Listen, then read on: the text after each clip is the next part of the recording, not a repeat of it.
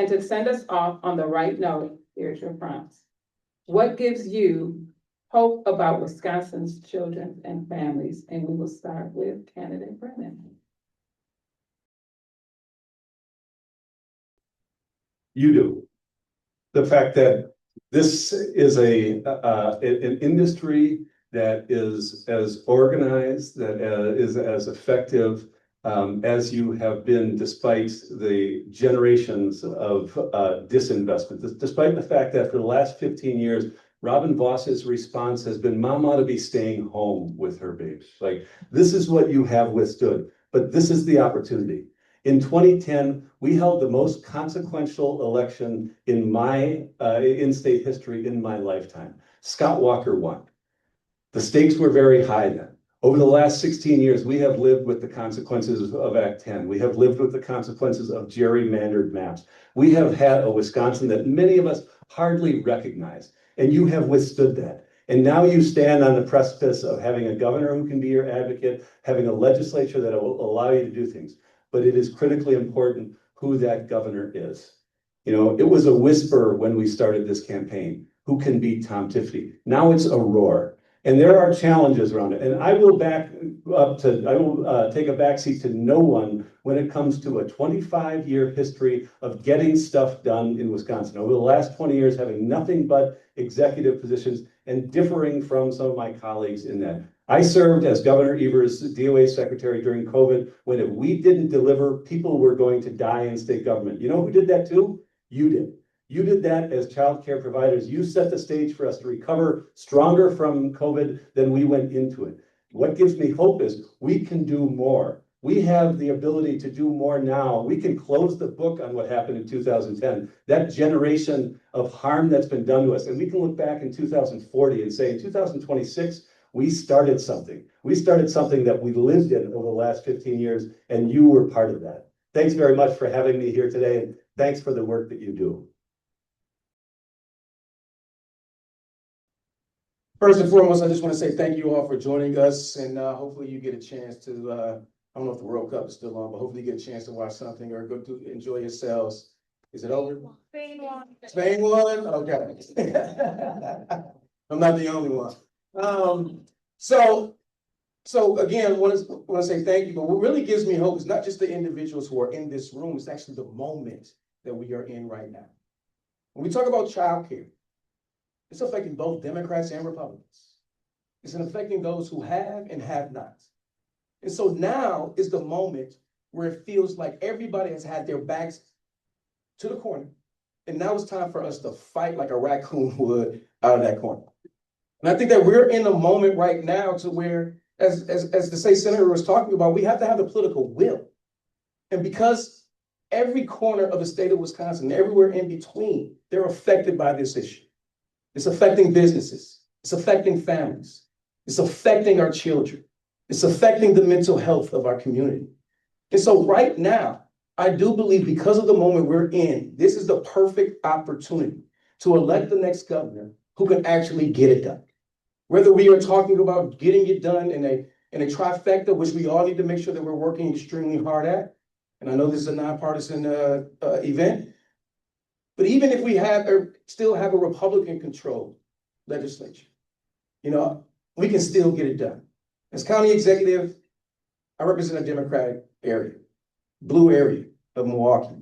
And all the wins that we've been able to deliver has happened under a Republican-controlled legislature. And so I truly believe that we're in the moment that we can get this done because our children is the best commodity. It's our most prized commodity that we have.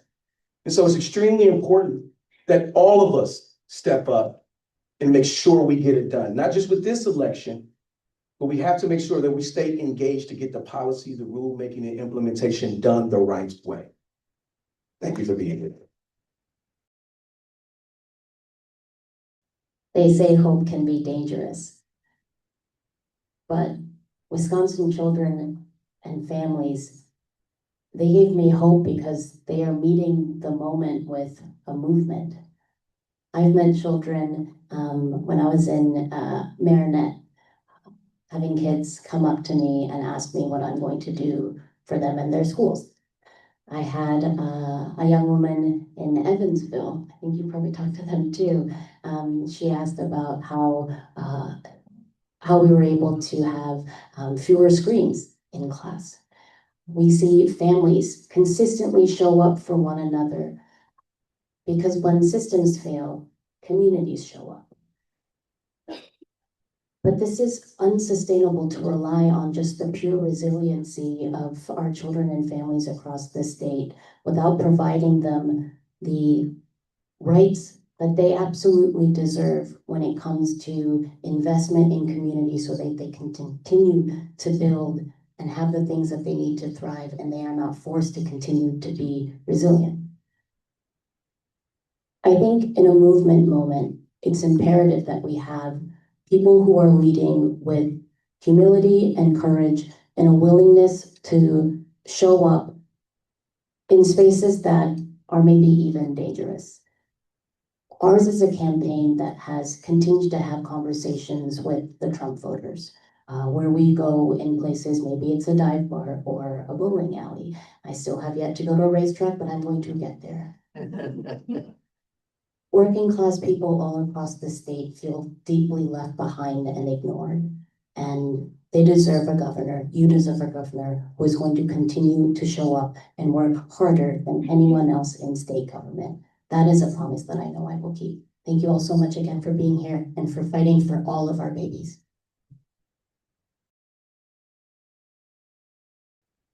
First, I'm going to talk about what I fear. I fear Republicans and big money trying to buy this election. They have made it very clear, not only that they want to meddle in our primary, but they have also invested $16 million in trying to flip the legislature Republican. They apparently see a path to a Republican trifecta, as we've been spending the last year going to rooms like this talking about a Democratic trifecta. That is scary and we should take it very, very seriously. But what gives me hope is our history. Wisconsin has been a leader on so many progressive issues, and we are poised to do that again. If the leader of the regime in Washington has done anything positive for us, he has broken open this idea that the US can just continue not having a social safety net, we'll just rely on women. We can actually have nice things. We can build it here in Wisconsin because we have done that again and again and again. And that is what is exciting to me about this moment.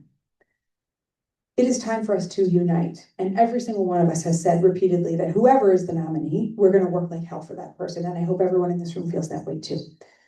But we need to unite behind a candidate who can beat Tom Tiffany, help us deliver a Democratic legislature, and get the changes, the transformational changes that all of us need and deserve.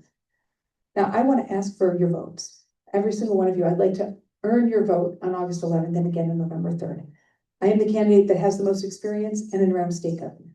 I'm the one that's been able to get things done in state government again and again. I've also earned the most endorsements in the race from elected leaders and former elected leaders in every part of the state, including Milwaukee County. I'm also the candidate that can help bridge the gap and build the broadest possible coalition, including engaging former Trump voters who are disaffected, rightfully so, and the young people who are disaffected with the status quo, rightfully so. Together, we can build the Wisconsin we deserve. Thank you so much. Well, the thing that inspires me the most is the level of activism, the amount of people who didn't just cower in fear because Donald Trump got back in office. And also the people who stood firm, even when we had a different governor in the state, some people who were in this room or a room like this back then and are still in a room like this today until we finally get the job done. That's what gives me inspiration. And it's the amount of young people who show up all across Wisconsin. The young people who pop up at candidate forums that you never expect a young person to show up to. What are you doing? Here's a weekend. But they show up because they're concerned about their future. They're frightened about the prospects that lie ahead of them. Whether you're coming out of high school, whether you're coming out of college, you're worried about artificial intelligence, taking what prospective job you may have, or the impact of data centers on your community. But again, people are not cowering in fear. People are showing up, they are fighting, and they are demanding better. My last campaign, we had the highest youth voter turnout in the entire country. That energy was there then, that energy is multiplied now. As I look around and as I travel the state, you get to meet so many unique people with unique perspectives. And we've built broad coalitions in the past, and I look forward to building even broader coalitions in the future, where we dispel this myth of an urban-rural divide, where we make sure that the conversations that may pit cities against rural communities is ended right then and there. And we talk about the things that we have in common, because opportunity has been taken away from all of us. People want a good school to send their children to, people want a good job to put food on the table, people want to be able to go to a doctor and not worry about a surprise bill. And that reality has been denied to far too many people. And all the issues that we've talked about today, we don't see any of it happen unless we protect our democracy. And that means eschewing anti-democratic moves that would determine outcomes of elections, because voters should decide. These decisions shouldn't happen in smoke-filled rooms by party bosses and special interests. And I'm looking forward to earning everybody's support in this room. Everybody, not just some of you, I want everybody's support in this room as we move forward to save this state from the worst and usher in a new era of opportunity that leaves nobody behind. Great. Well, thank you to every one of our candidates for being here and for taking these questions seriously. Wisconsin's families are listening. And I would also like to thank our audience, those that are here and those that are online, and to the organizations that made today possible. The Wisconsin Early Childhood Association, the Wisconsin Child Care Administrators Association, the Wisconsin Family Child Care Association, and the Wisconsin Head Start Association. And please help me to thank Heather Murray for being an incredible advocate and doing the heavy lifting involved in making this first forum on childcare a reality.